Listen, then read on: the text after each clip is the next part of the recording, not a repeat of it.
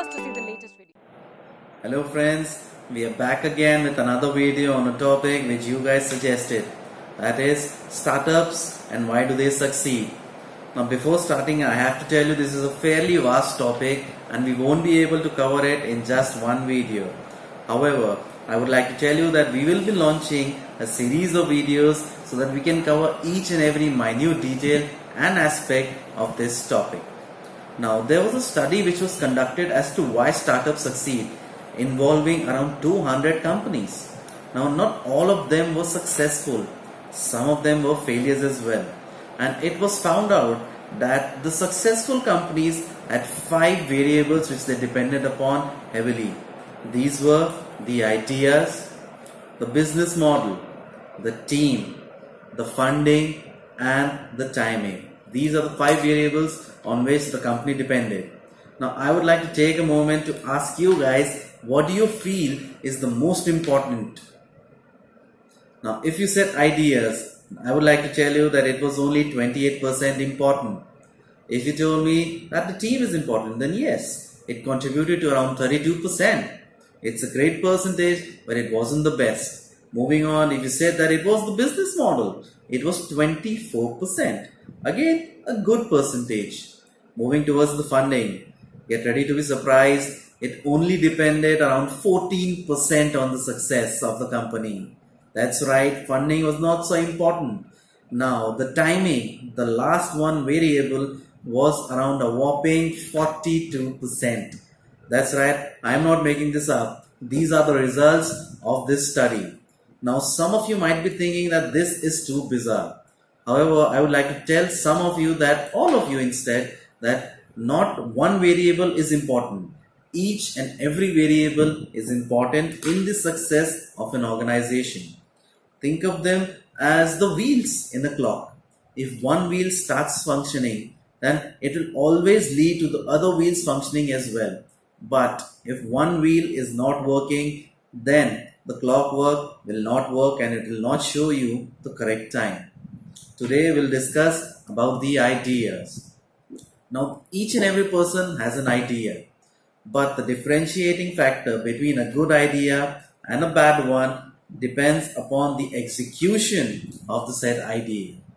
Before we get into the execution, we have to look at a few other factors as well regarding to the ideas. Firstly, if you have already think of an idea, then I would tell you or suggest you to jot it down, write it down, talk to your people, talk to friends, talk to family, talk to your parents, or you can even talk to your mentors and your teachers. Now some people will tell you to refrain from doing so as they might steal your ideas. But as we have said earlier, that every person has an idea, the only differentiating factor is the execution. Now whenever you're talking to some people, you have to make sure that they are rational human beings.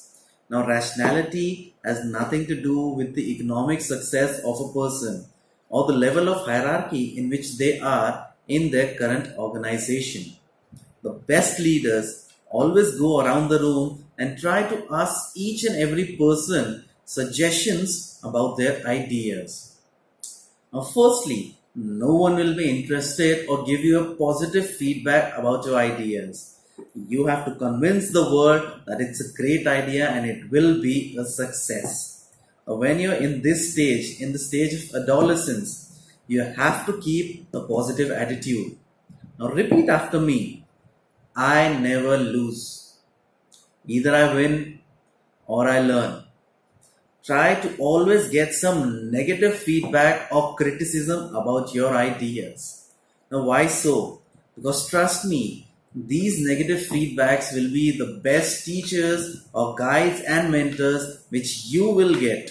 Yes, you have to look at it from the point of view of others as well.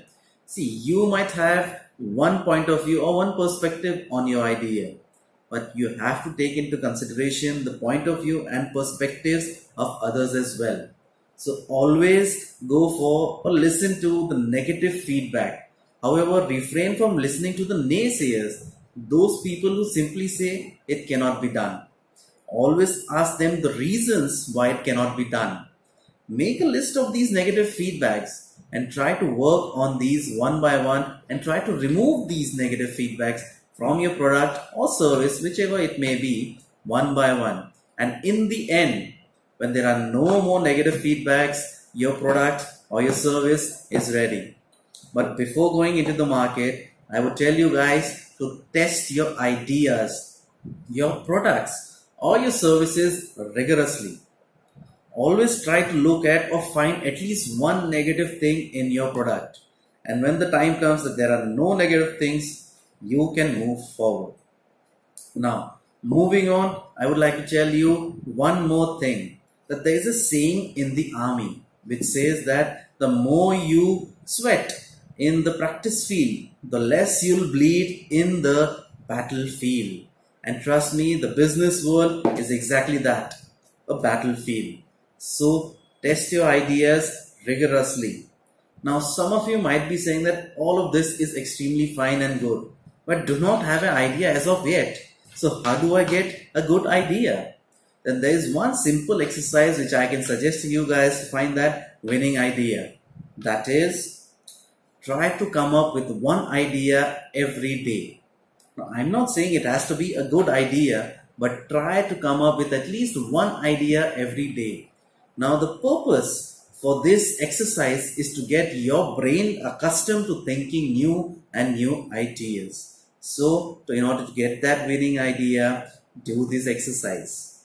Now, I would like to thank all of you for listening so patiently to us, and do subscribe to our videos and press the bell icon so that whenever we come up with the next video of the other variables, you will be able to know.